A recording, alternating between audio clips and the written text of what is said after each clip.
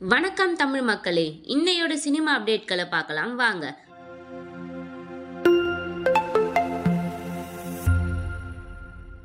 இயக்குனர் ஏ.ஆர். முருகதாஸ் இயக்கத்தில் அஜித் ஒரு திரைப்படத்தில் நடிக்க இருக்கிறார். அத்திரைப்படத்தின் பெயர் ரெட்டை தலை என்ற தகவல்கள் எல்லாம் சில ஆண்டுகளுக்கு முன்பே வெளியாகி இருந்தன.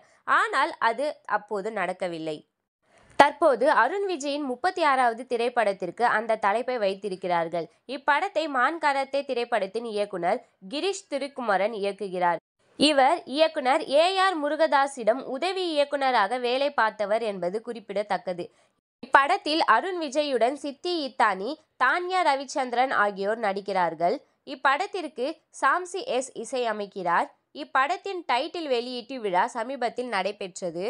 இந்த நிகழ்வில் பேசிய நடிகர் அருண் விஜய், இந்த திரைப்படத்தோட கதை எனக்கு ரொம்பவே பிடிச்சிருந்ததுன்னு, இந்த படத்துக்கான தலைப்பை பற்றி பேசும்போது ரெட்டை தலை என்கிற டைட்டில சொன்னாங்க. இயக்குனர் அந்த 2 கதாபாத்திரங்களையும் வித்தியாசமான முறையில எழுதியிருந்தார். அதனால இந்த கதைக்கு அந்த டைட்டில் தான் சரியா இருக்கும்னு முடிவு பண்ணிட்டோம். பிறகு செய்தியாளர்களின் கேள்விக்கு பதில் அளித்த நடிகர் அருண் விஜய், தலைங்கிறது தமிழ்நாட்டில் ரொம்பவே பவர்ஃபுல்லான டைட்டில்.